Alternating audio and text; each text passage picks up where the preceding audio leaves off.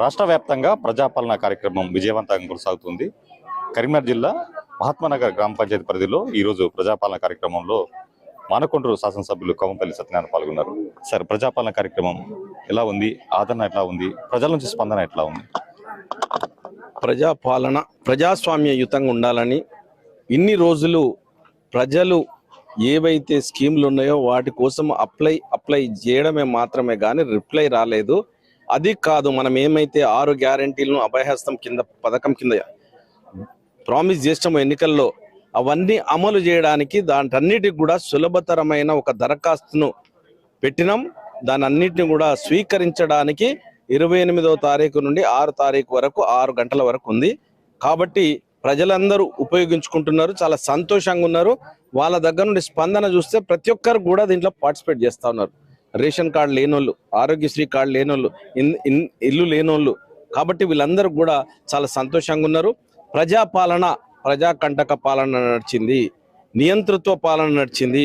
ఈ నియంతృత్వ పాలనకు వ్యతిరేకంగా ప్రజాస్వామ్య పాలన అంటే ప్రజాపాలన అంటే ఎట్లా ఉంటుందో చూపించడానికే మా ముఖ్యమంత్రి గారు ప్రవేశపెట్టడం జరిగింది. దాన్ని కొనసాగిస్తా ఉంది. గత 10 ఏళ్ల నుంచి రేషన్ కార్డు రాని వాళ్ళు ఉన్నారు. అయితే ఈ రేషన్ కార్డు వీళ్ళలో చాలా గందరగోళం ఉంది, అనుమానాలు ఉన్నాయి. దీన్ని ఎట్లా నివృత్తి చేస్తున్నారు అధికారులు?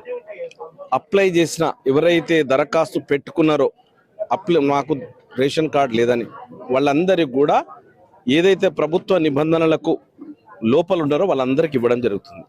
10 ఏళ్లలో రానోళ్ళు ఎవ్వరూ అనుమానపడాల్సిన అవసరం లేదు. తప్పకుండా వాళ్ళకు రేషన్ కార్డు వస్తుంది.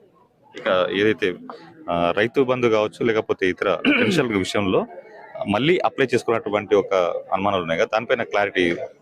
రైతు భరోసా పథకాన్ని కాంగ్రెస్ ప్రభుత్వం 6 గ్యారెంటీలు పెట్టింది.